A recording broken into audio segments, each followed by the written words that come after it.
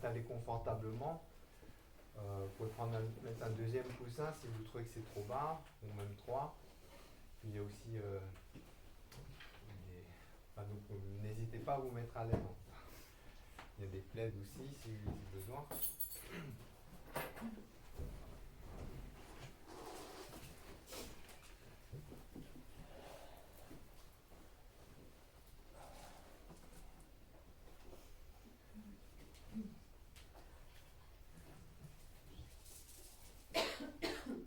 Donc on commence par s'installer confortablement.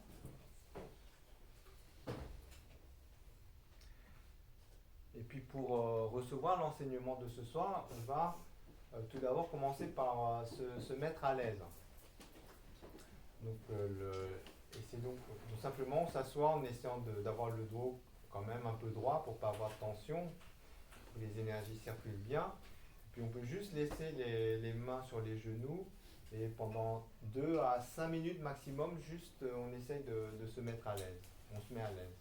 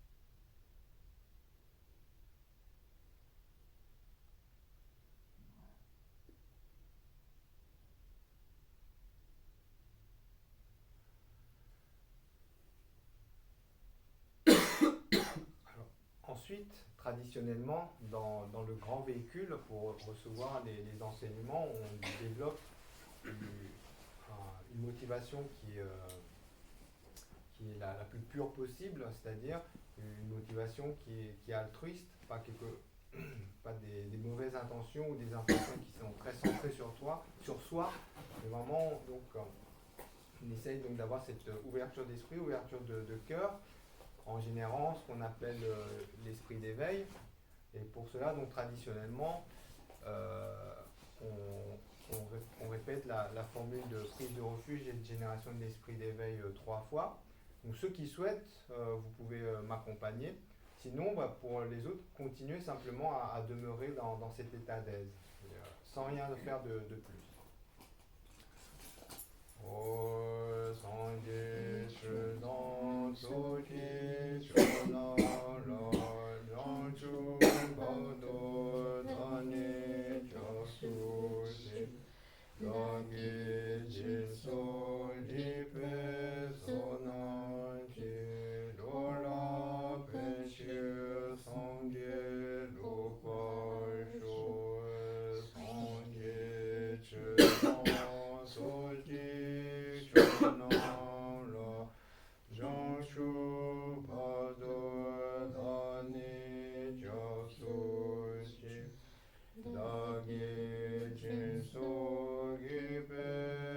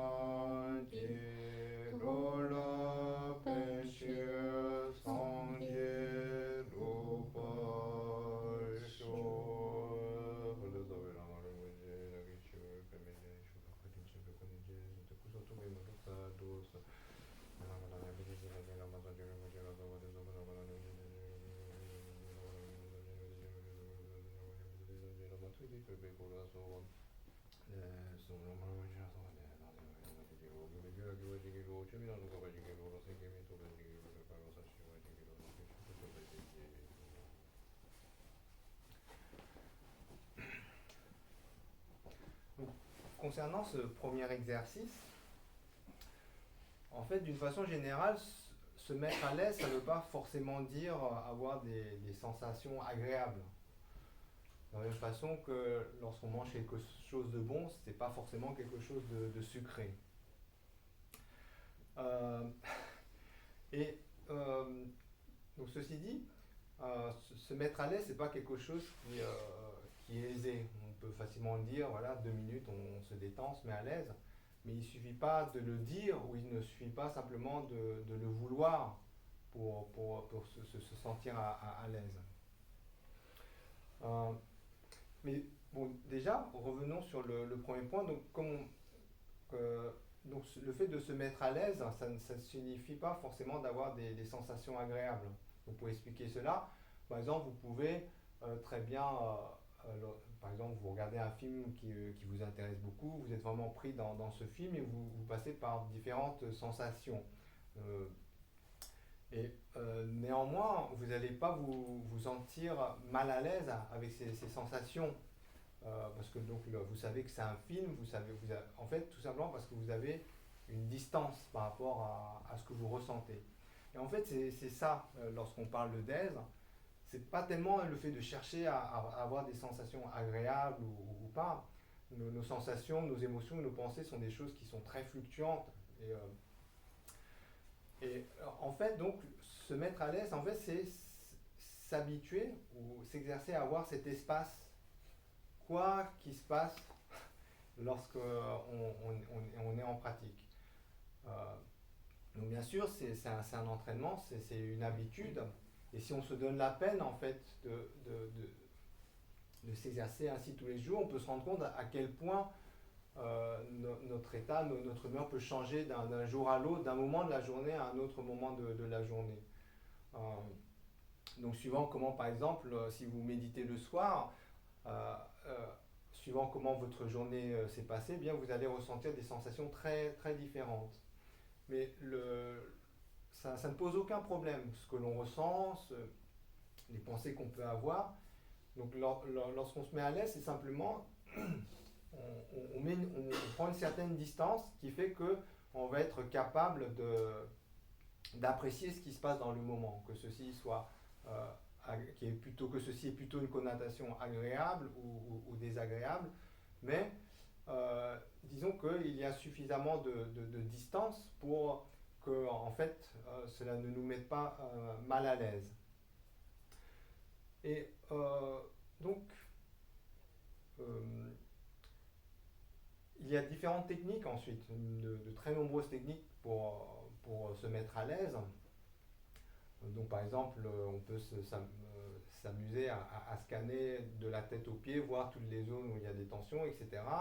Il y a aussi donc le fait donc de toujours porter son attention d'une façon générale sur le fait de savoir si on peut se sentir encore plus à l'aise que dans l'état dans lequel on est. Donc quelles que soient les sensations que l'on a, même si on a l'impression d'être déjà à l'aise, donc un des exercices consiste à voir si on peut encore se mettre plus à l'aise. Mais donc, vous pouvez trouver ensuite, si vous êtes un peu intéressé par le sujet, en fait, d'une façon générale, il y a une multitude de techniques qu'on ne va pas avoir trop le temps d'aborder ici. Mais en essence, donc, comme on l'a dit, Donc le fait de se mettre à l'aise, c'est donc en fait d'avoir cette capacité à avoir un espace, une ouverture qui va faire que quoi qu'on va expérimenter, que ce soit de l'ordre de quelque chose d'agréable ou de l'ordre de quelque chose de déplaisant, eh bien il y aura suffisamment de distance pour pouvoir l'apprécier sans se sentir justement mal à l'aise. Et ça, donc, c'est lié à une capacité à, une capacité de lâcher prise, et c'est quelque chose en fait auquel on doit s'habituer parce que c'est vraiment un exercice c'est vraiment en fait une habitude que l'on développe instant après instant. Donc c'est difficile de dire qu'être à l'aise c'est une attitude générale, etc. C'est vraiment quelque chose que l'on cultive dans l'instant. Est-ce que vous avez des questions sur ça? Pour l'instant ça va? C'est assez clair. euh, donc, ce qui se passe, justement, en fait, si donc le fait de, là, ça peut paraître facile, ou oui, de dire simplement se mettre à l'aise, on a un peu l'impression de faire quelque chose de particulier, mais néanmoins, donc,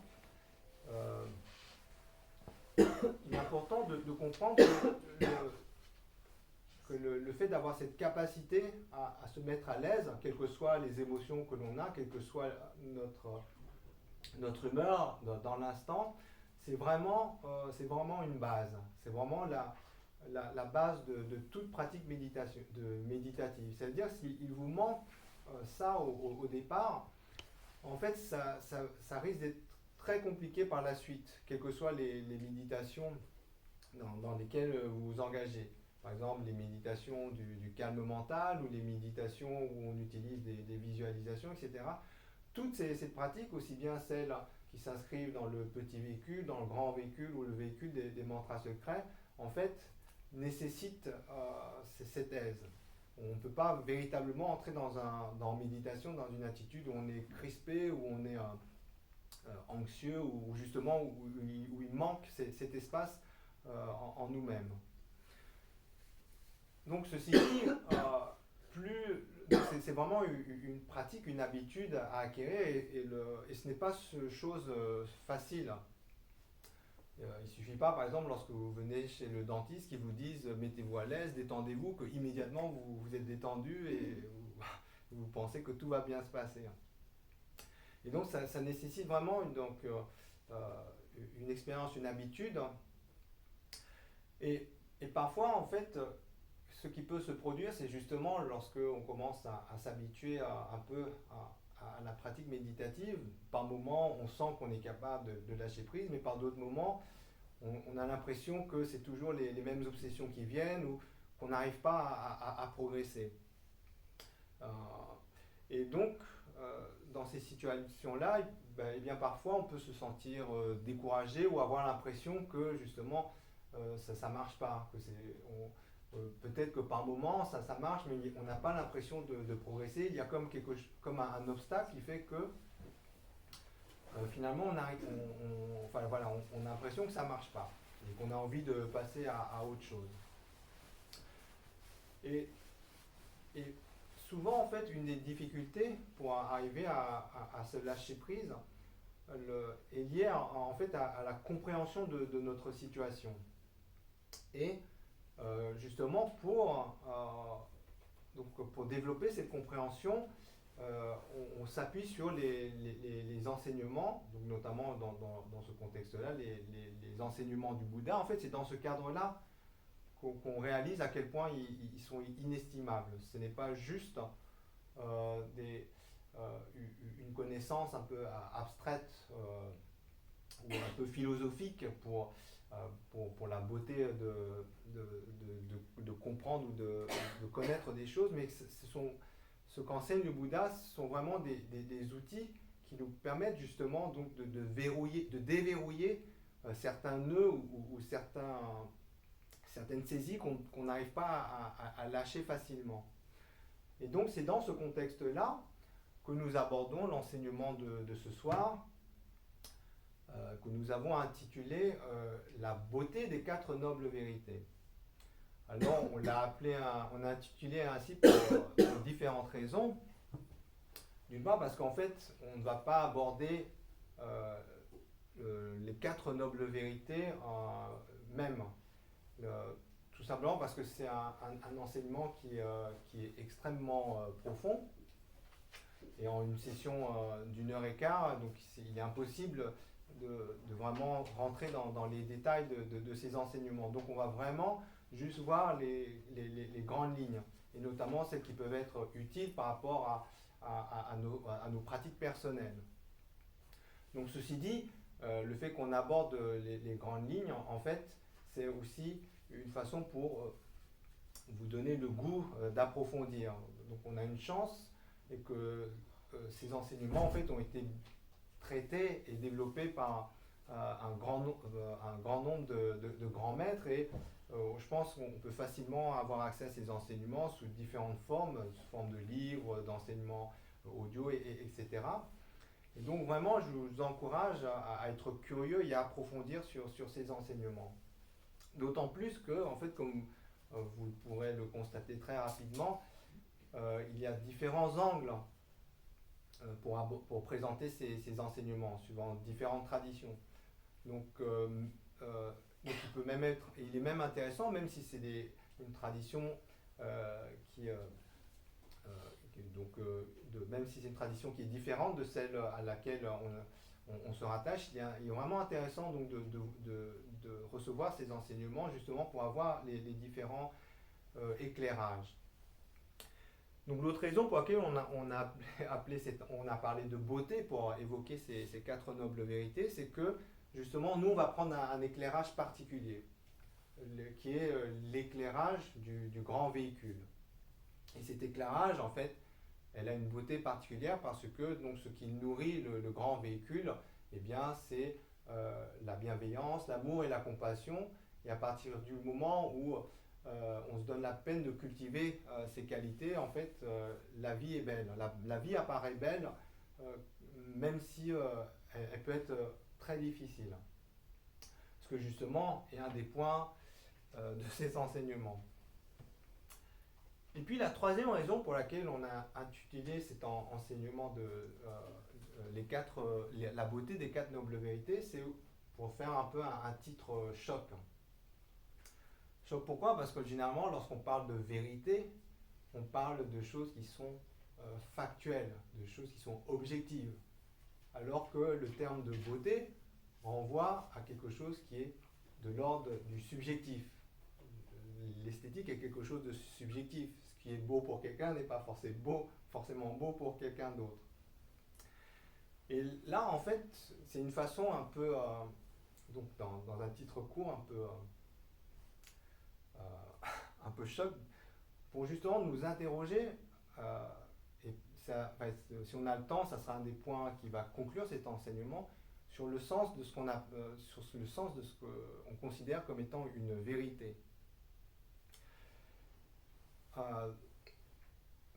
Est-ce que vous avez des questions ? Donc si vous en avez, surtout n'hésitez pas à les poser.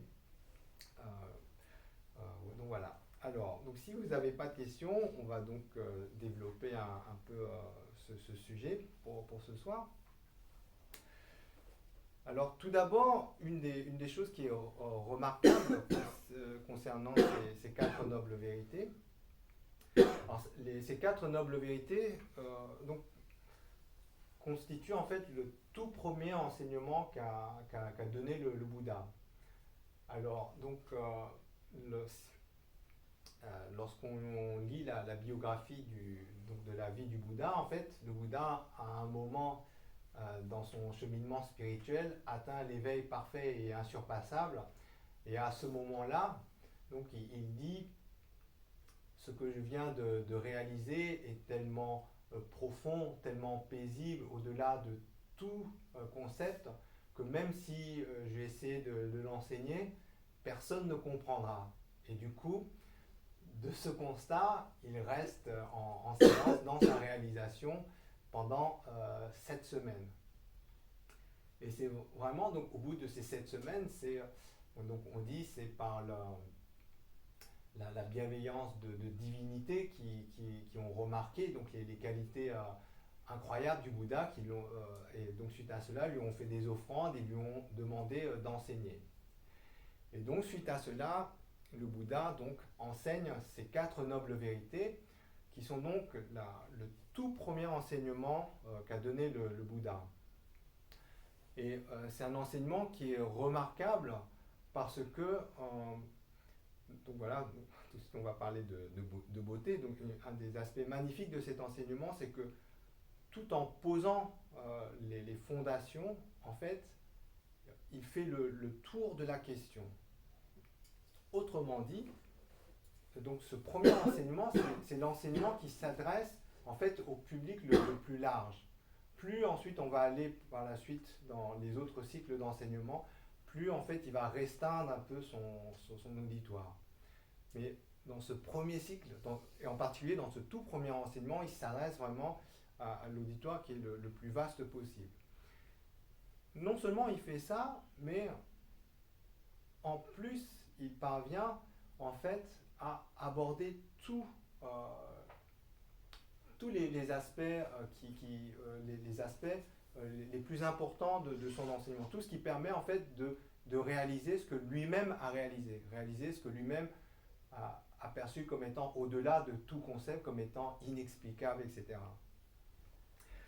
Et donc, et donc il y parvient tellement bien que cet enseignement des 4 nobles vérités constitue vraiment la fondation pour toutes les traditions bouddhistes. C'est-à-dire que vous êtes un pratiquant, que vous soyez un pratiquant du petit véhicule, que vous soyez un pratiquant du grand véhicule, que vous soyez un pratiquant du véhicule des mantras secrets, eh bien, pour tout, en fait, donc quelle que soit votre tradition, vous allez en fait vous appuyer sur ces 4 nobles vérités. Et donc, comme bon nombre de grands maîtres l'ont dit, en fait, un des aspects remarquables de ces 4 nobles vérités, c'est que tous les enseignements du Bouddha, tous sans exception, que ce soit ceux du véhicule des mantras secrets, que ce soit ceux du 2e cycle ou du 3e cycle, tous en fait se résument en fait là-dedans.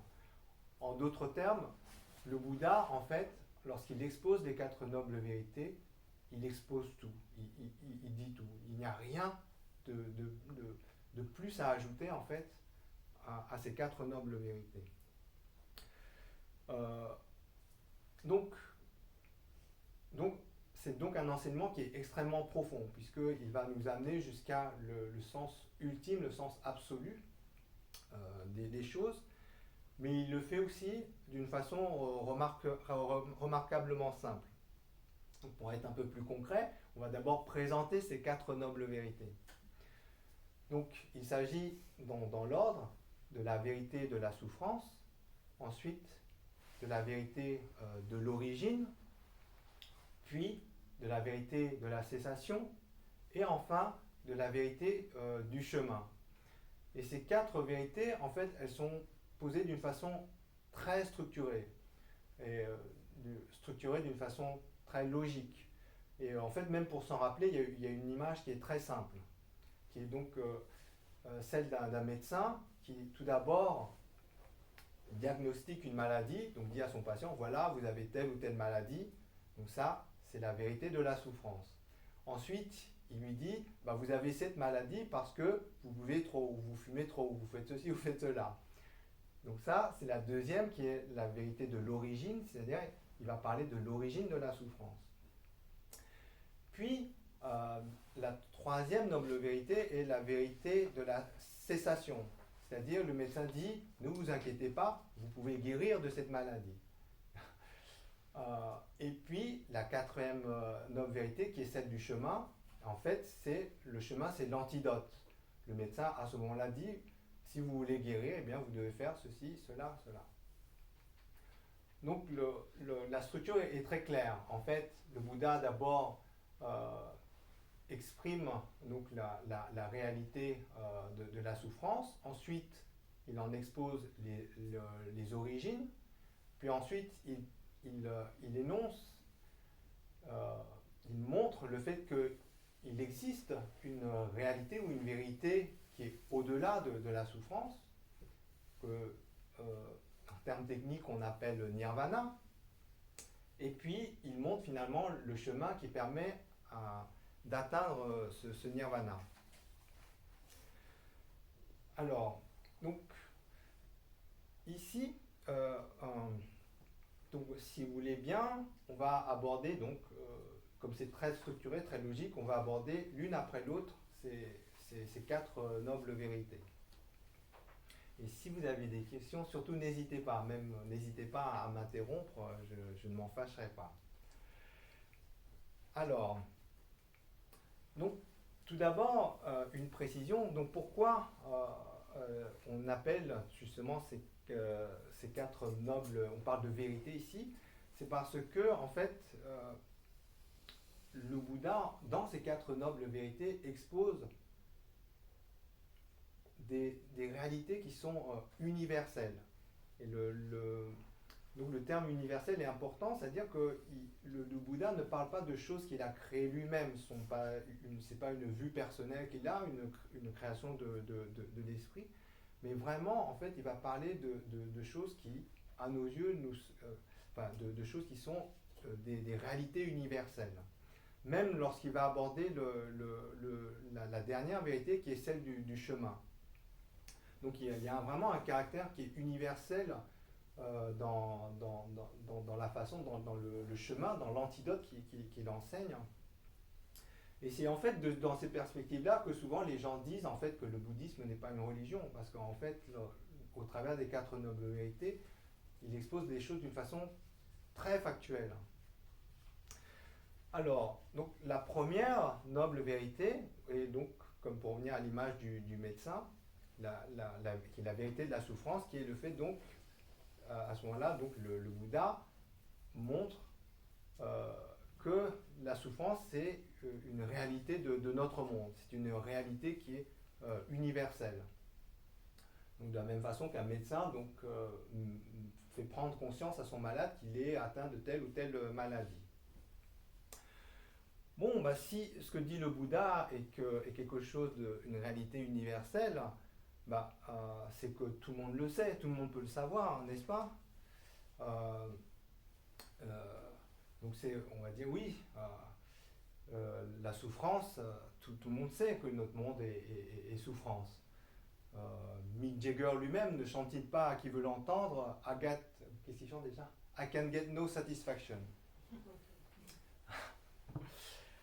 Et donc, la première question qui se pose, si le Bouddha dit des choses qui sont tellement universellement vraies, donc quel est son apport finalement? Qu'est-ce qu'il nous apprend? Puisque nous tous savons que le monde est caractérisé par la souffrance. En fait, son regard est beaucoup plus profond. Ce qui va montrer, ce qui va révéler, et qui est souvent un peu difficile pour nous lorsqu'on commence à prendre conscience, c'est que lorsque on dit que notre réalité est souffrance, elle n'est que souffrance. Et ça, c'est un des points qui est magnifique dans l'enseignement du Bouddha, c'est qu'il met vraiment en lumière à quel point, en fait, dans notre monde ordinaire, on ne connaît rien d'autre que l'expérience de la souffrance. Et d'ailleurs, cette profondeur de regard, en fait, c'est le... Oui, peut-être on va dire après. Donc cette profondeur de regard, il le révèle notamment en exposant les trois types de souffrance. Donc il dit, nous, en tant qu'êtres ordinaires, nous connaissons l'expérience de la souffrance. Tout être qui est conditionné par les 5 agrégats, en fait, connaît l'expérience de la souffrance. Et il les connaît au travers des 3 formes de souffrance. La première est la souffrance de la souffrance, c'est-à-dire donc la souffrance telle que communément nous tous l'entendons, telle que tel que le chante Mick Jagger par exemple. Donc la souffrance quand par exemple on se casse un bras ou quand on a mal au ventre, etc. Ensuite, la deuxième forme de souffrance est la souffrance du changement.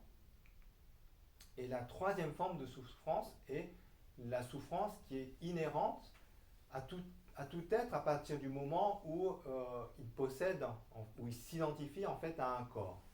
Donc c'est tout être doté d'esprit qui a donc qui est, on dit, voilà, qui est incarné pour dire simple. Ensuite, si vous, pour être plus précis, qui est en fait doté des 5 agrégats, en fait, connaît inévitablement et sans interruption l'expérience de la souffrance. Alors, nous, alors, là où c'est intéressant, c'est que, en fait, de ces 3 formes de souffrance, nous, en fait, il n'y a que la première que l'on réalise comme étant souffrance. La deuxième forme de souffrance, qui est la souffrance du changement, en fait, nous, on l'expérimente comme étant une expérience de bonheur. Donc c'est là déjà un des points qui est important, c'est que le Bouddha, en fait, nous fait prendre conscience d'une forme d'illusion dans laquelle on est tombé. Donc et donc, par exemple, lorsqu'on parle de la souffrance du changement, en fait, c'est tout simplement, comme le terme l'indique, toute expérience de souffrance qui est liée du fait que nous vivons dans un monde qui est constamment en changement. Quoi que l'on fasse, en fait, inéluctablement, en fait, les choses changent. Nos sensations changent, nos émotions changent, nos pensées changent, etc. Et de cela, en fait, résulte une expérience de souffrance.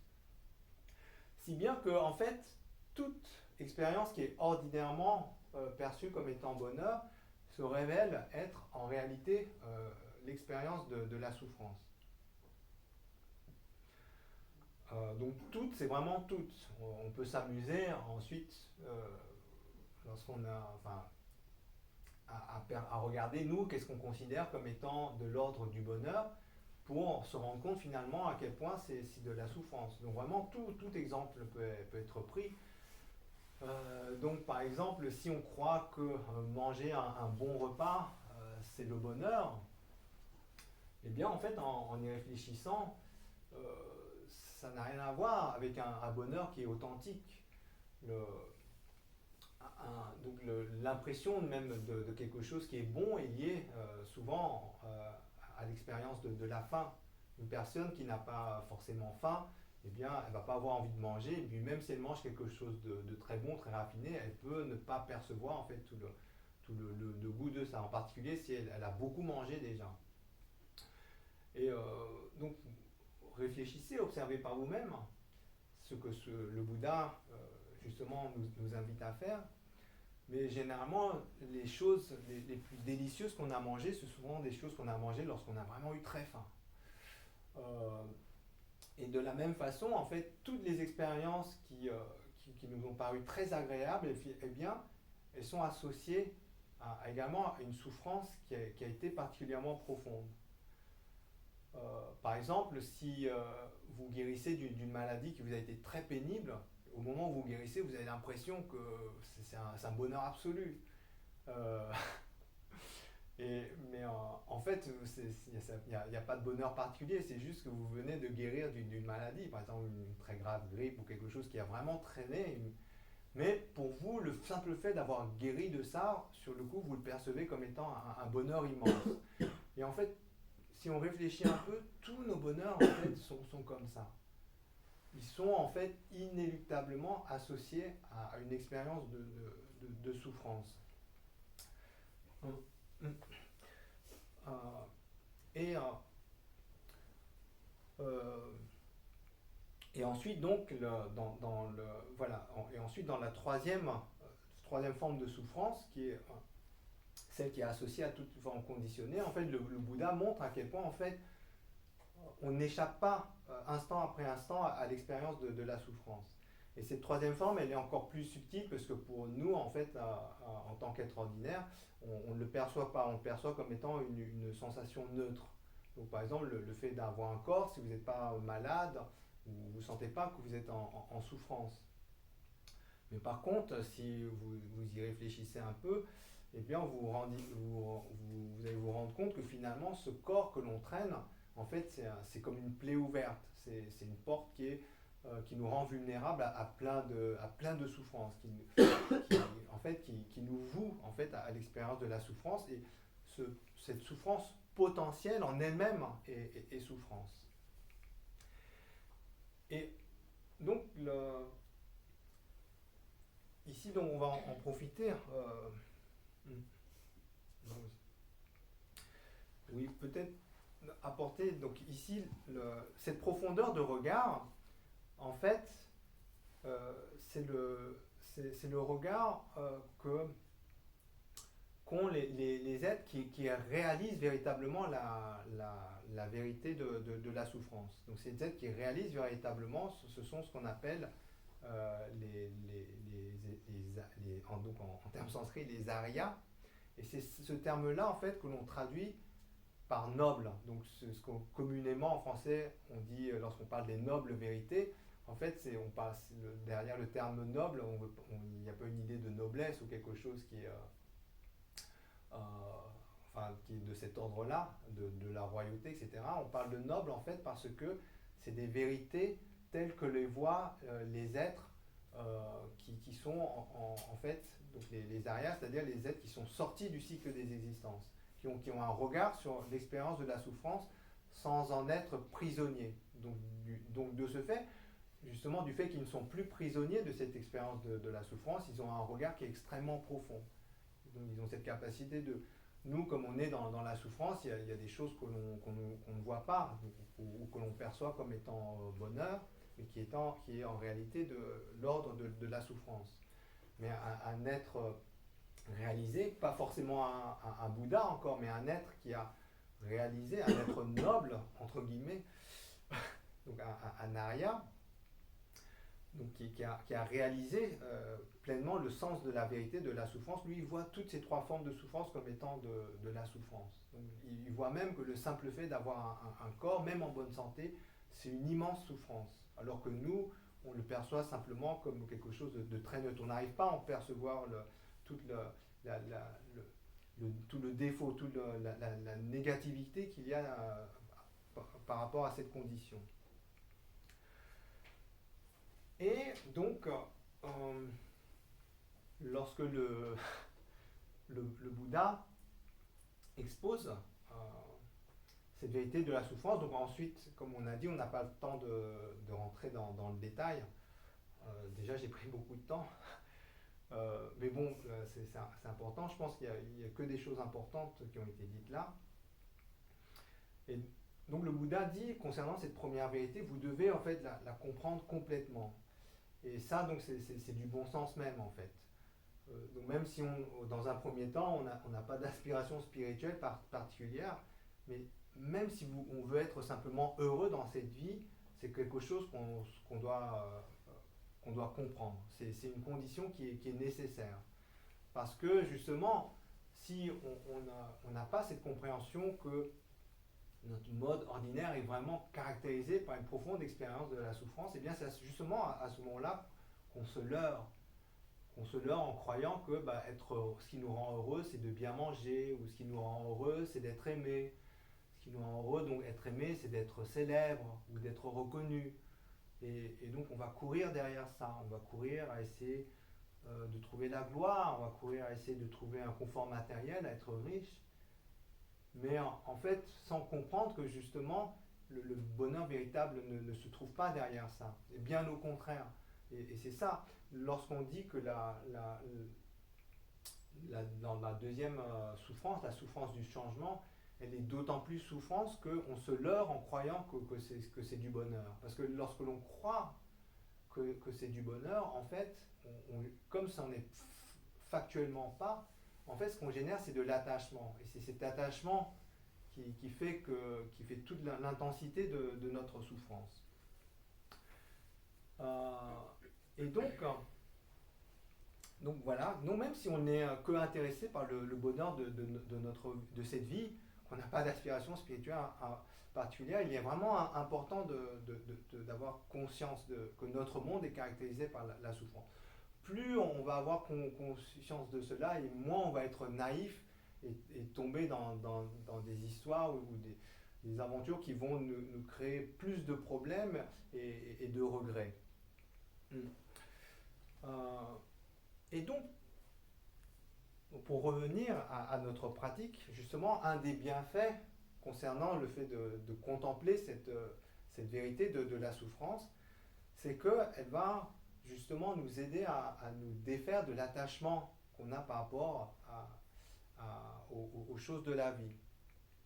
Et c'est justement une des choses dont on se rend compte lorsqu'on pratique, ce qui nous empêche d'avoir de l'aise ou de l'espace dans notre pratique, c'est justement cet attachement. Donc, par exemple, si vous avez une obsession, même si vous pratiquez, vous essayez de vous mettre à l'aise, c'est quelque chose qui va vous revenir constamment à l'esprit. Ici, c'est quelque chose qui est vraiment très fort, c'est quelque chose où vous avez beaucoup d'attachement, et bien vous allez justement réaliser qu'il n'y a pas d'espace. Et vous allez vous dire, mais mince, j'essaie de me mettre à l'aise, mais j'y arrive pas, ça me revient, cette obsession me revient toujours. Et justement, à ce moment-là, on a l'impression d'être piégé. On a l'impression que justement, ça ne marche pas, qu'il n'y a pas d'issue à cela. Et justement, un des issues, c'est cette compréhension. Cette compréhension que ce à quoi on s'obsède, ce à quoi on s'attache, en fait, ça ne mérite pas notre attachement, ça ne mérite pas qu'on y mette autant d'énergie, justement parce que ce n'est que de la souffrance, fondamentalement. Et donc, en fait, s'il y a cette compréhension, il y a quelque chose qui se libère, même dans notre expérience de la méditation. Il y a quelque chose, même lorsque par moments il y a des expériences désagréables qui peuvent arriver, d'un seul coup, il y a un espace qui s'ouvre. Il y a une possibilité, justement, de pouvoir écouter cette émotion, ces sensations désagréables, mais également la laisser partir. On va pas essayer de la retenir ou s'y attacher. Car c'est vraiment ça qui fait qu'on souffre. Ce qui nous fait qu'on souffre, c'est qu'on n'a pas cet espace parce qu'il y a trop d'attachement. Et pour prendre peut-être un exemple un peu léger concernant cette obsession, donc il y a par exemple cette fameuse histoire de Nanda. Donc, je ne sais pas si vous voulez écouter une petite histoire ou vous préférez qu'on avance. Petite histoire, d'accord. Donc voilà, alors c'est l'histoire généralement c'est une histoire qu'on raconte lorsqu'on parle des 4 forces pour purifier nos actions négatives, notamment on aborde la pratique de Vajrasattva, mais là, justement concernant cette notion d'obsession, de défaire de l'obsession, c'est une histoire qui est qui illustre beaucoup de choses. Donc Nanda était un neveu du Bouddha, donc à ne pas confondre avec Ananda qui était son secrétaire principal. Donc Nanda était un de ses neveux. Et il avait beaucoup d'attachement pour les femmes. Et notamment, il était éperdument amoureux d'une, qui, si ma mémoire est bonne, devait s'appeler Sundarika. Et donc, il n'avait que Dieu pour elle, que penser pour elle. Bien sûr, le Bouddha, en fait, par sa réalisation qui était tellement manifeste, donc il y avait beaucoup de disciples autour de lui, et puis Nanda lui-même, par respect pour le Bouddha, donc, a accepté donc, de rejoindre la communauté monastique, de prendre les vœux de moine, etc. Donc il l'a fait pas avec une sincérité de cœur et un profond renoncement, il l'a fait par respect pour son oncle. Donc il a fait par respect pour son oncle, il suit la communauté monastique, etc. Il écoute les enseignements du Bouddha, mais son corps fait tout cela, mais son esprit est toujours auprès de Sundarika. Peu importe ce qu'enseigne le Bouddha, lui, il n'entend que la voix de Sundarika. Peu importe les instructions que donne le Bouddha, il voit les cheveux de Sundarika, il voit les yeux de Sundarika. Et il est constamment comme ça. Et bien sûr, le Bouddha voit bien tout cela. Et un jour, alors que les choses devaient s'y prêter à ce moment-là, il invite Nanda à se promener dans la forêt. Généralement, à cette époque, les moines vivaient dans la forêt. Et il se promène à un endroit dans la forêt, et puis là, il lui montre une guenon qui est borgne. Et puis, il lui dit, Nanda, quelle est la plus belle? Est-ce Sundarika ou cette guenon? Et à ce moment, la guenon borgne. Et à ce moment-là, Nanda, il est tout choqué, il dit, mais Bouddha, vous rigolez! Comment comparer cette guenon à ma merveilleuse Sundarika? Il n'y a pas de comparaison. le doute ne se pose même pas. Donc il s'adresse ainsi au Bouddha. Et puis, quelques temps plus tard, donc également les circonstances devaient le faire, là, donc le Bouddha, par sa réalisation spirituelle, en fait, amène Nanda dans un paradis divin. Et là, il lui montre, donc dans un paradis divin, donc c'est un monde qui n'est pas de ce monde, et dans un endroit où attend une déesse. Alors les déesses, elles ont des corps magnifiques, elles n'ont rien à voir avec des humains, on dit que c'est des corps de lumière, et même en naissance, leur corps est ravissant et agréable. Elles n'ont pas besoin de se mettre de parfum, pas besoin de mettre d'ornements, c'est vraiment... donc c'est d'une beauté qui est au-delà de l'entendement humain. Et donc, Nanda voit ça, et donc tombe sous le charme, et il a en oublié complètement sa Sundarika. Donc là, pareil, le Bouddha lui fait le même jeu, en lui demandant quelle est la plus belle, est-ce que c'est cette déesse ou est-ce que c'est sa Sundarika. Mais là, donc également, Nanda est forcé d'admettre que cette déesse est 1000 fois bien plus belle que sa Sundarika. Et donc,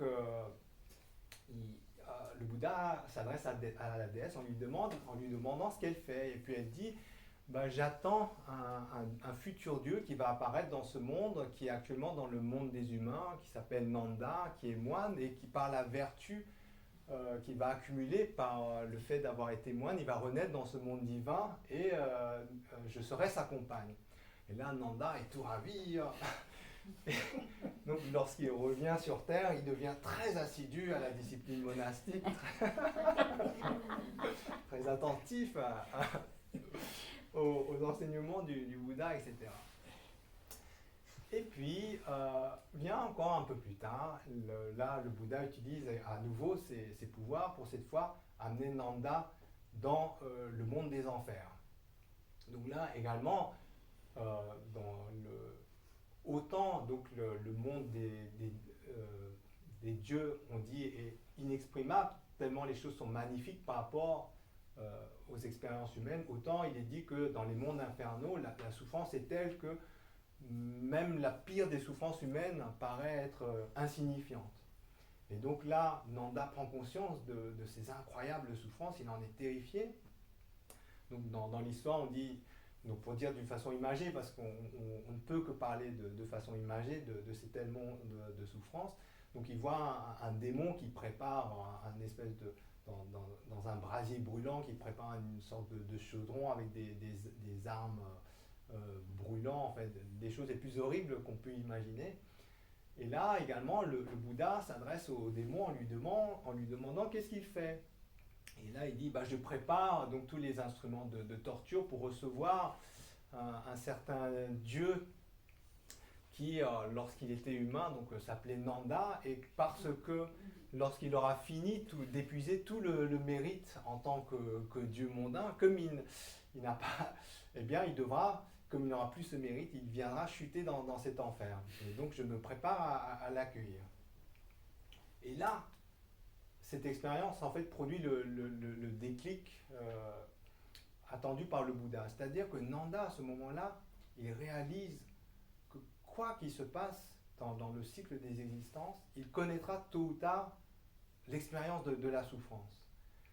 Et donc, à ce moment-là même, donc cet attachement qu'il avait pour cette future déesse, pour laquelle il avait tellement d'assiduité à la pratique, disparaît. Parce qu'il voit que derrière cela, en fait, c'est des souffrances qui sont incommensurables. Et c'est justement ça, c'est une compréhension de cet ordre, lorsqu'on parle de la vérité de la souffrance. Là, à ce moment-là, il a compris. Il réalise finalement que, quels que soient les mondes ou les expériences qu'il peut faire dans notre univers, que ce soit dans le monde humain, animal ou dans tout monde possible, s'il n'y a pas la libération, c'est-à-dire tant qu'il y aura de l'attachement, eh bien, il n'échappera pas à de grandes expériences de la souffrance. Et à partir du moment où il comprend cela, eh bien, d'un seul coup, il va donc devenir un bon moine parce qu'il va pratiquer pour atteindre un bonheur qui est authentique, un bonheur qui est au-delà de toute forme d'attachement. Donc voilà pour la petite histoire. Euh, alors, donc, s'il n'y a pas de questions, on va passer à, à la deuxième noble vérité, qui est celle donc de l'origine. Et là, donc, c'est également remarquable, c'est magnifique en beaucoup de points de vue. Le Bouddha présente ici, en fait, l'origine de la souffrance. C'est pour ça qu'on parle de la vérité de l'origine, sous-entendu origine de la souffrance. Et là, en fait, ce que met en lumière le Bouddha, c'est que ce que dit le Bouddha, c'est que l'origine de la souffrance, ce sont nos propres perturbations mentales. Et celle-ci résume en trois: l'ignorance, l'attachement et l'aversion. On revient à ces fameux attachements qui fait justement qu'on souffre. Et donc, en fait, voilà, dans ces trois poisons, en fait, le poison principal, c'est l'ignorance. Parce qu'en fait, finalement, lorsqu'on réfléchit un peu, c'est très logique. Qu'est-ce qui fait qu'on s'attache ou qu'on ait de l'aversion par rapport à des choses? C'est simplement parce qu'on ne sait pas. Il n'y a pas... on ne sait pas ce que sont ces choses réellement, et donc du coup, par ignorance, eh bien, on va avoir un coup de cœur, on va s'attacher à des choses, sans savoir où ça va nous mener, ou alors au contraire, quelque chose nous contrarie dans l'instant, et on a l'impression que c'est un obstacle ultime, ou quelque chose pour lequel on doit développer une aversion qui est sans limite. Mais voilà, donc il y a cette démesure dans notre attachement et notre aversion, tout simplement parce qu'à la base, il y a cette ignorance. L'ignorance qui est la cause fondamentale, en fait, finalement, de notre errance dans le monde ordinaire. Et c'est ça, en fait, que met en lumière le Bouddha. Il dit, en fait, dans la vérité de l'origine, précisément, l'origine de la souffrance, ce sont les perturbations mentales qui se résument donc à l'ignorance, l'attachement et l'aversion, sachant que l'attachement et l'aversion, en fait, c'est un peu comme les deux visages d'une même chose. Si vous n'avez pas d'attachement, vous ne pouvez pas avoir d'aversion. Donc cette perturbation à deux visages, en fait, elle se base, elle apparaît juste simplement par cette ignorance qui crée une saisie dualiste. J'utilise des mots un peu techniques, désolé. Mais donc l'idée, en fait, c'est, voilà, bon, maintenant que j'ai dit les choses, je dois être clarifié, mais en fait, par ignorance des choses telles qu'elles sont, en fait, lorsqu'on parle de saisie dualiste, c'est qu'il y a cette croyance qu'on existe en tant qu'individu autonome et qu'il y a quelque chose qui est hors de soi. Voilà, on coupe les choses, on coupe nos perceptions en deux. Il y a moi qui expérimente des choses et le monde extérieur. Et de cette perception dualiste, on va générer soit de l'attachement ou de l'aversion. Et d'une façon générale, toute émotion perturbatrice, que ce soit l'orgueil, la jalousie, etc. Si on y réfléchit, c'est très basique. Aucune de ces émotions, l'orgueil, la jalousie, l'avarice, etc., ne peut se développer si on n'a pas une perception dualiste des choses. Si par exemple vous voyez une personne comme étant comme vous-même, par exemple quelqu'un que vous êtes très proche, et vous ne faites pas de distinction, eh bien vous n'allez pas avoir ce genre d'attachement, d'aversion ou d'émotion perturbatrice. L'origine, elle vient vraiment donc du fait qu'il y a cette distinction que l'on fait, cette discrimination que l'on fait. Et de cette discrimination, en fait, c'est de cette discrimination, on va développer donc des émotions perturbatrices, et ces émotions perturbatrices vont nous faire accumuler des actions erronées, et ces actions erronées vont donner comme fruit l'expérience de la souffrance. Et donc ce que met en lumière cette vérité de l'origine, c'est que nos expériences de souffrance marchent suivant un processus de cause à effet. Et ce processus de cause à effet, en fait, on l'observe partout. C'est la manière dont évolue notre monde. Tout marche comme ça. Par exemple, si vous regardez, si vous vous intéressez aux plantes, par exemple, vous les planter des fleurs, eh bien, en regardant, vous allez voir qu'une fleur apparaît d'une graine qui également nécessite le fait de rassembler des conditions favorables que sont la terre, etc., de l'eau, de la lumière, et puis de cause à effet, avec le temps, les choses se développent de façon inéluctable. Il n'y a pas de hasard là, dans ce processus. Et c'est ce qui fait justement qu'on est capable de nos jours d'avoir une telle maîtrise dans le monde. On est capable de construire des avions, de faire plein de choses. C'est parce que justement toutes les choses marchent de cause à effet. Et les choses qui parfois ne marchent pas bien viennent en fait de paramètres qu'on ne comprend pas. Parce que, bon, ouais, bref, je ne rentre pas dans le détail. Mais d'une façon générale, par rapport au monde extérieur, c'est assez évident. On peut très facilement comprendre que les choses marchent de cause à effet. Il n'y a pas de hasard dans la construction des choses. Et nous-mêmes, en fait, lorsqu'on construit notre vie, on ne le fait pas par hasard. Si vous avez un examen ou un entretien à préparer, la veille, vous n'allez pas faire la fête. Vous savez que...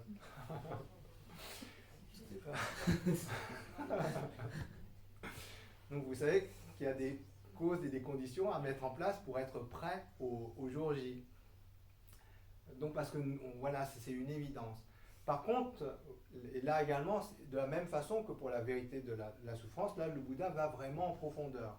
Il va en profondeur en mettant justement en évidence des paramètres qui nous sont difficiles à comprendre. Car d'autant il peut être facile de voir qu'en plantant une graine, etc., ou voilà, on obtient une fleur, etc., ou en chauffant du fer à tel degré, etc., on va le faire fondre et puis on va pouvoir fabriquer telle ou telle chose.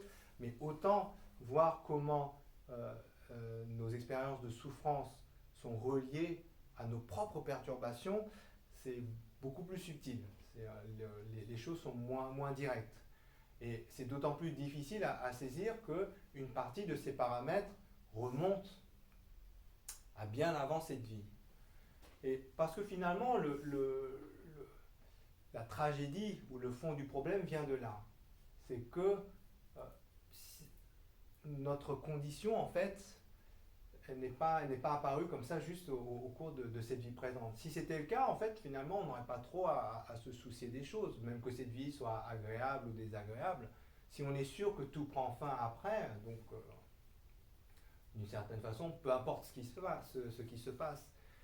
Mais la réalité, ou la réalité universelle des choses, c'est que ce mal, cette vérité de la souffrance, cette vérité de l'origine, elle est très profonde. Elle remonte, on dit même, le Bouddha même dit, remonte à des temps sans commencement. C'est quelque chose qui est tellement ancré en nous, tellement cyclique également. C'est pour ça que, oui, voilà, que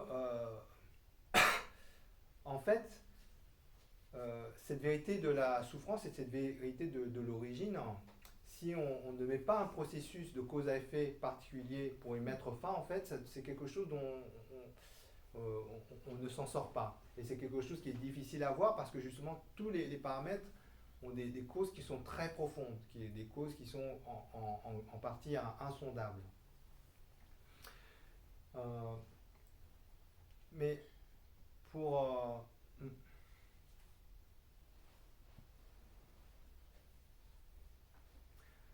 Mais pour revenir sur le point le plus important, donc, parce que concernant cette vérité,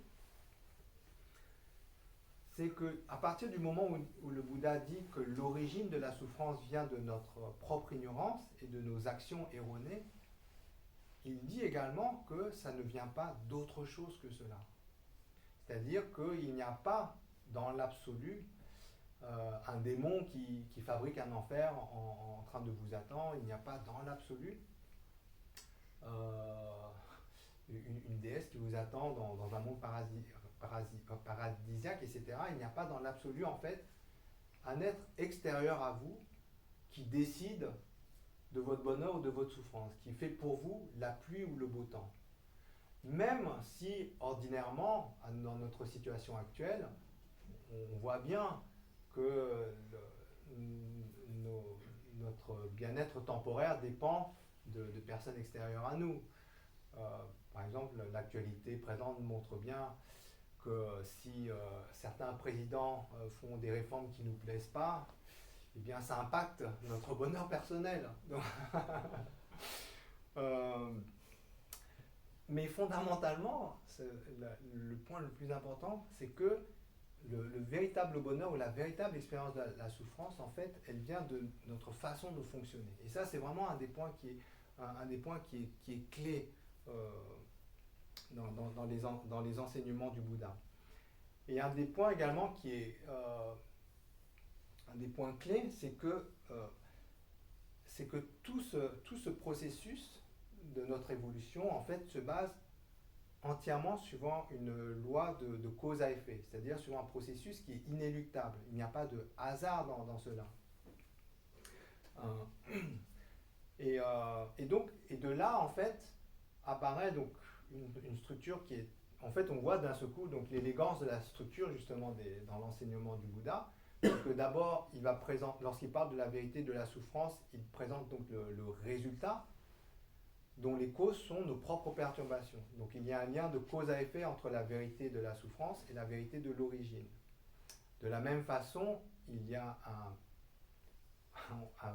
pour dire les choses simples, un lien de cause à résultat, je nuance un peu, je ne dis pas cause à effet, mais cause à résultat, entre la vérité de la cessation qui est le fruit, donc le fruit qui est le fait d'atteindre ce nirvana, cet état qui est au-delà de la souffrance, et la vérité du chemin, qui est le chemin qui permet, l'antidote qui permet d'atteindre. Donc les choses sont vraiment très structurées et d'une façon qui est symétrique. Vous avez d'un côté notre existence ordinaire qui est caractérisée par la souffrance et dont l'origine sont nos propres perturbations mentales et nos mauvaises actions négatives, et par symétrie, l'opposé à ce samsara, à ce monde de la souffrance, il y a un au-delà de la souffrance auquel on peut accéder par justement un processus de cause à effet qu'on peut appeler vertueux. Et donc il y a vraiment donc cet aspect symétrique.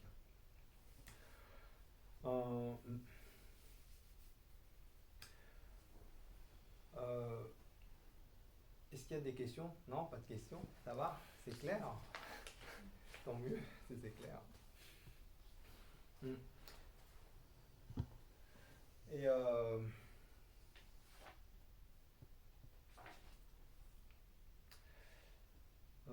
et donc également, donc, là apparaît, oui, on va commencer. Donc un des bienfaits justement d'avoir cette compréhension de la vérité de l'origine, c'est finalement on acquiert d'une certaine façon la conviction que nos actes, notre façon de penser, ou notre façon de laisser libre cours à nos émotions perturbatrices, en fait, a énormément de pouvoir. Parce que c'est finalement ça, c'est notre façon de voilà, notre façon d'agir, notre façon ou de réagir, qui conditionne en fait notre propre expérience de bonheur et de souffrance. Et ça, c'est vraiment un point qui est vraiment important, qui est très important à comprendre. Et plus vous le comprenez, en fait, plus ça va vous donner de la minutie, de l'attention dans ce que vous faites. Ça aide justement à avoir cette attention, non pas simplement dans la méditation, mais dans la vie de tous les jours, de faire attention à ce que l'on fait, faire attention à comment on parle aux gens, etc. Et ça, en fait, le fait de développer cette attitude, elle est vraiment excellente, parce que c'est vraiment cette compréhension ou cette attitude qui va nous faire progresser. Par exemple, si on est même une personne qui aime beaucoup la méditation, qui pratique 3-4 heures par jour, il se lève tôt le matin, il pratique 2 heures, et puis le soir, avant de se coucher, il pratique 2 heures. Mais si pendant la journée, vous faites n'importe quoi, dès que vous conduisez, que quelqu'un ne part pas directement au feu vert, vous klaxonnez, vous vous énervez, etc., eh bien vous allez avoir forcément l'impression que vous ne progressez pas beaucoup dans la méditation, simplement parce qu'en dehors de la méditation, vous faites tout ce qu'il faut pour justement détruire les qualités de la méditation. Et alors qu'au contraire, si vous comprenez que finalement, tout ce que l'on fait conditionne en fait notre propre bien-être, et qu'on est attentif à tous nos actes, eh bien ça devient très facile de se mettre à l'aise, ça devient très facile de méditer, même si on ne fait pas ça longtemps. Et là-dessus également, au regard de ces deux nobles vérités, en fait, il apparaît une tragédie qui est une tragédie qui est immense finalement. Donc d'une part, on prend conscience que la souffrance est quelque chose qui est universel. Donc ça touche vraiment tous les êtres. C'est une erreur de penser que peut-être que certaines personnes aisées ne souffrent pas et qu'au contraire, donc, d'autres personnes souffrent plus que d'autres. Temporairement, ça peut être vrai, mais lorsqu'on regarde les choses dans la globalité, en fait, tous les êtres souffrent. Si on a vraiment notamment cette compréhension des trois formes de souffrance, tous les êtres souffrent d'une façon extrêmement cruelle, d'une façon extrêmement profonde. Il y a même un dicton qui dit, ensuite, je vous le dis, c'est pour que vous y réfléchissez, on dit que la personne qui est dans le mendiant, la personne qui est dans la rue, souffre grandement physiquement, extérieurement, mais une personne qui est très riche, qui a beaucoup d'aisance matérielle, souffre énormément intérieurement. Donc en fait, je vous laisse réfléchir. Mais en fait, si on a vraiment bien compris donc ces trois formes de souffrance, on est un peu donc comme le neveu du Bouddha, ce fameux Nanda. Il y a vraiment cette compréhension que finalement on est tous dans le même bateau. Si justement on ne recherche pas un bonheur authentique, d'une façon ou d'une autre, tôt ou tard, en fait, on ne connaîtra que de grandes souffrances. Et tout ça, pourquoi? Tout ça simplement par ignorance. Et il y a une très belle citation de Shantideva dans la Marche vers l'éveil, donc il y a une œuvre du Grand Véhicule, et qui résume ces deux vérités. Elle le résume d'une façon vraiment très élégante. Donc je vous lis simplement la citation, elle est très explicite. Tout en voulant lui échapper, nous nous jetons dans la souffrance, nous aspirons au bonheur, mais par ignorance, le détruisons comme s'il était notre ennemi. Et en fait, c'est une compréhension qui est clé, parce que vraiment, si on arrive à voir les choses comme ça, eh bien, d'un seul coup, il y a cette capacité, en fait, à développer un amour ou une bienveillance qui est universelle. Parce qu'il y a d'un seul coup cette compréhension de comment les choses sont en dehors de nos différences, en dehors des apparences. En dehors donc des apparences de amis, ennemis, proches, personnes inconnues, etc. Il y a d'un seul coup cette dimension universelle où on se rend compte que voilà, quelle que soit notre histoire, quelles que soient nos croyances, fondamentalement, on a tous cette aspiration à être heureux. Finalement, fondamentalement, personne ne souhaite... si quelqu'un pouvait être heureux, il ne souhaiterait jamais le malheur d'autre chose. Personne ne souhaite faire du mal, fondamentalement. Et de la même façon, personne ne souhaite connaître la souffrance. Ça, c'est vraiment une aspiration qui est commune à nous. C'est juste un peu de bon sens, un peu d'observation. Personne n'a envie de souffrir, même de la plus moindre des souffrances, une piqûre de moustique, etc. Personne n'a envie de cette expérience, de ce type d'expérience. Même la moindre souffrance, nous n'en voulons pas. Et au contraire, même le bonheur le plus insignifiant, en fait, c'est quelque chose qu'on chercherait volontiers. Et ça, en fait, quelle que soit notre condition, quelle que soit notre histoire, nous avons ça en commun. Et ce que met en lumière les enseignements du Bouddha, c'est justement ça. c'est le fait que malgré cette aspiration universelle que nous avons, eh ben, nous y allons vraiment à l'encontre. Et ça, c'est pas simplement ça, c'est quelque chose qu'on peut observer en dehors de nous, mais c'est pas simplement même les gens en dehors de nous. On peut regarder soi-même. C'est tellement vrai en soi-même. Et justement, cette conviction, on va l'avoir d'autant plus qu'on va se rendre compte que on est comme ça. Qu'on va se rendre compte à quel point, en fait, jusqu'à présent, par ignorance, eh bien, il y a plein de souffrances qu'on a dû expérimenter, alors que finalement, on est le principal fautif. Il n'y a personne d'autre en dehors de nous à blâmer ou accuser. Et de la même façon, surtout lorsqu'on prend de l'âge, on connaît pas mal d'expériences de regrets. Et tout ce regret que l'on a, eh bien, il vient de quoi? Il vient du fait qu'on se rend compte que par ignorance, on a fait des choses qui étaient à l'encontre de notre propre bien ou voilà, ou de notre propre bien tout simplement. Et, oui. Donc, sur ce, je vous propose à nouveau pendant 2 minutes simplement, donc, parce que j'ai beaucoup parlé, donc c'est peut-être bien de se poser un peu. 2 minutes, se poser, et ensuite s'il y a des questions aussi, on les abordera.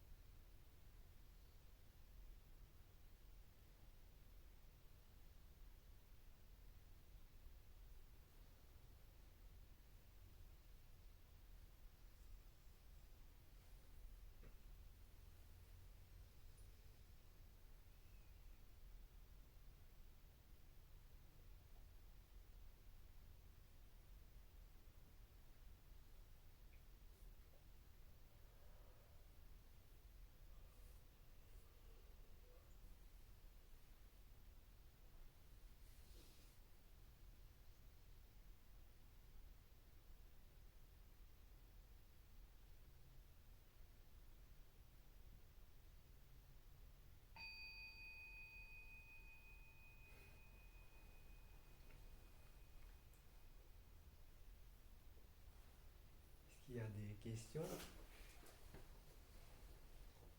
Oui.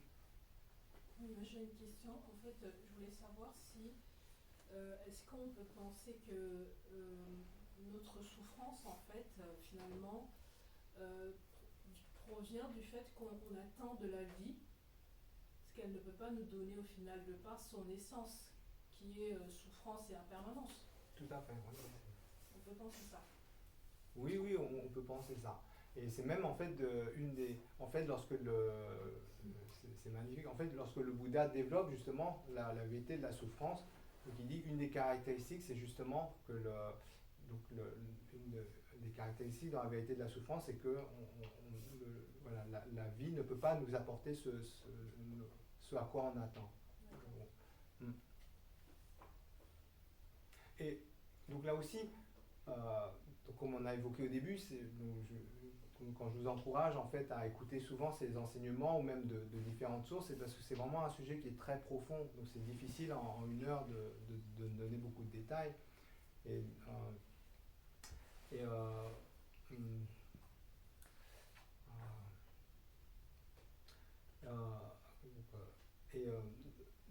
donc c'est vraiment important donc, de creuser le sujet.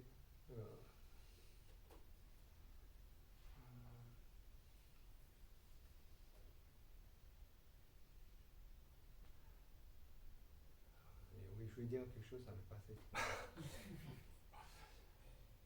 Oui, c'est ça. Oui, donc de creuser le sujet. Et il y a un aspect aussi qui est intéressant, c'est que même simplement un aspect pratique. Ça veut dire, nous au début, parce qu'on ne connaît pas trop les enseignements, on pourrait se dire c'est peut-être vrai, c'est peut-être pas vrai. Mais même d'un aspect pratique, on peut se rendre compte les avantages qu'il y a à, entre guillemets, croire que tout est souffrance, que et à l'opposé, les inconvénients justement à ne pas croire ça. Ça veut dire que oui, c'est clair, non, je passe. Mais l'idée, c'est que même en fait, lorsqu'on n'est pas certain, si vous pensez, voilà, voilà, c'est ça que. Donc même si lorsqu'on n'est pas certain, si dans notre façon de penser, dans notre état d'esprit, lorsqu'on a de la souffrance ou des moments difficiles, mais qu'on se dit que l'origine de cette souffrance, ce sont nos propres actes, nos propres perturbations, notre propre façon de nous construire, on trouvera facilement des ressources pour s'en sortir ou pour faire que ça aille mieux. Mais au contraire, si on croit que les souffrances ou ce qui nous accable vient de l'extérieur, plus vous croirez cela et plus en fait vous serez dans l'incapacité de trouver des ressources pour vous en sortir.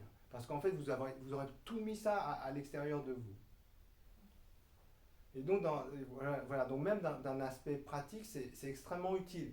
Même si dans un premier temps, on n'arrive pas à sonder toutes les profondeurs des enseignements, simplement déjà se dire ça doit être comme ça et rechercher les choses dans cette direction, en fait, s'avère être très bénéfique.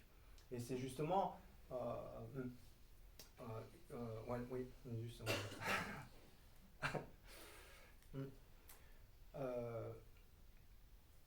D'autres questions, non? Donc, s'il n'y a pas d'autres questions, je vais juste terminer. Il reste, pour finir, je voulais finir avant 9h, donc je vais finir avant 9h. Mais comme j'ai deux points importants, donc je vais les évoquer pour conclure. Donc on avait dit qu'on observe, on verrait notamment ces instructions avec le regard du grand véhicule. Et justement, en fait, une des caractéristiques de ces 4 nobles vérités, comme on a évoqué, sont des vérités qui sont universelles, qui ne concernent pas, par exemple, les hommes grands ou les hommes, ou les hommes riches et pas les hommes pauvres, etc. C'est vraiment, lorsqu'on observe, en fait, c'est vrai, la vérité de la souffrance, elle touche tous les êtres. Et notre façon de souffrir, notre façon de nous construire nos illusions au travers de nos actes erronés, etc., ça fonctionne vraiment pareil. Et là, donc, et ça, en fait, on va le réaliser d'autant plus qu'on va avoir le regard qui est centré sur... ouais, non, on ne va pas dire ça. Donc cet aspect universel, en fait, il va justifier en grande partie l'attitude du grand véhicule.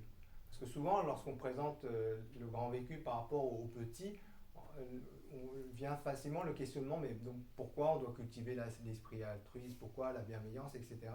Mais il y a vraiment un fondement de sagesse derrière cela. C'est parce que il y a une compréhension que finalement, en fait, la souffrance, elle a un caractère universel. Et que si on traite la souffrance, non pas simplement sa souffrance personnelle, mais qu'on essaye de traiter ça à un niveau global, en fait, c'est ça qui produit une libération qui est profonde, qui n'est pas juste une libération individuelle, mais quelque chose qui est proche de l'état de Bouddha. Pourquoi ça? Parce que, en fait, comme on l'avait un peu sous-entendu dans la vérité de l'origine, on avait dit que l'origine de la souffrance, c'est notre ignorance. Mais cette ignorance dualiste, justement, comment elle fonctionne? Elle fonctionne par le fait qu'on croit qu'on existe en tant qu'un individu. Et justement, en fait, on n'a pas eu le temps d'en parler, mais dans la vérité du chemin, en fait, elle se résume simplement, en fait, le chemin, c'est le contraire c'est le contraire de la... Enfin, pas le contraire, c'est l'opposé de la vérité de l'origine. La vérité de l'origine, ce sont les causes qui mènent à la souffrance. La vérité du chemin sont les causes qui mènent à la libération. Et cette cause, c'est justement l'opposé de la cause racine de notre monde ordinaire, qui est donc cette ignorance dualiste. Et cet opposé, c'est simplement la sagesse qui comprend que nous n'existons pas en tant qu'individu. La sagesse qui réalise le non-soi. Et c'est ça, en fait, la vérité du chemin. En résumé, la vérité du chemin, c'est cela. Et donc, vous arriverez à cette compréhension du non-soi, d'autant plus facilement que vous aurez cette compréhension que la souffrance, en fait, elle doit être traitée dans sa globalité et non pas dans son individualité. Parce que c'est justement dans la croyance de l'individualité ce que se crée la souffrance. Et il y a une très belle citation également dans Shantideva concernant donc ce caractère universel de la souffrance. Donc oui, on peut dire. Pourquoi faut-il arrêter les souffrances de tous les êtres? Parce qu'elles sont incontestables. S'il faut les arrêter, arrêtons-les toutes, sinon pas plus la mienne qu'une autre.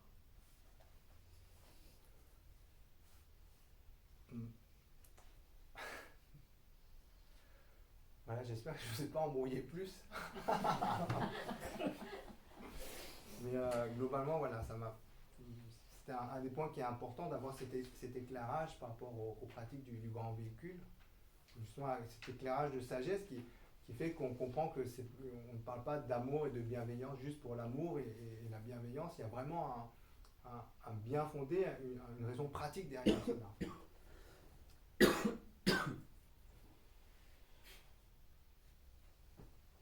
Merci beaucoup pour votre attention. Merci. Il reste encore une poignée de minutes si vous souhaitez poser des questions. Sinon, comme il se fait quand même tard et qu'il fait froid, on va peut-être conclure avec une courte dédicace. Ça vous va? Oui, oui. Question, je pensais à Nanda, quand il est dans les enfers, comment il peut gagner des points pour sortir de l'enfer? Non, en fait, il n'est pas. C'est le Bouddha qui utilise. En fait, il utilise ses miracles pour que Nanda ait ses visions. C'est comme des visions, en fait. Si il a la vision comme s'il était au paradis. Si un être se retrouve dans le monde des enfers, est-ce qu'il peut gagner des points pour en sortir? Alors, généralement, en fait, est-ce qu'il peut gagner des points? Donc, dans la vision bouddhiste, tôt ou tard, il sort. Voilà. Donc, ensuite, oui, on peut dire. Parce que vous avez dit, effectivement, quand il sera au paradis, il va perdre, j'ai pas pensé à ça, qu'il va perdre des points. Donc un jour, il va se retrouver au monde des enfers. En fait, oui. Il va également ressortir quand il sera dans la roue, effectivement. Oui. C'est pas. Oui. Donc peut-être. C'est plus. En fait, c'est juste une histoire de cause à effet. Donc, oui, c'est très bien. C'est bien imagé les histoires de points. Mais l'histoire, voilà, en fait, on accumule des causes et de ces causes, on en récolte les fruits. Et de la même façon que les causes qu'on accumule durent un temps, les fruits qu'on en récolte durent un temps aussi. Donc le temps du bonheur est éphémère de la même façon que le temps de la souffrance est éphémère. Quoi qu'il se passe, de toute façon, il en sortira. Tant qu'il sera dans l'illusion. Oui, exactement. Oui. Ça peut durer longtemps, mais tôt ou tard, il en sortira.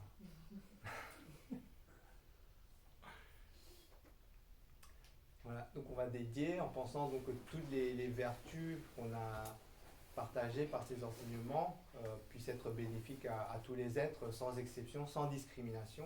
La discrimination étant la cause de tous nos problèmes.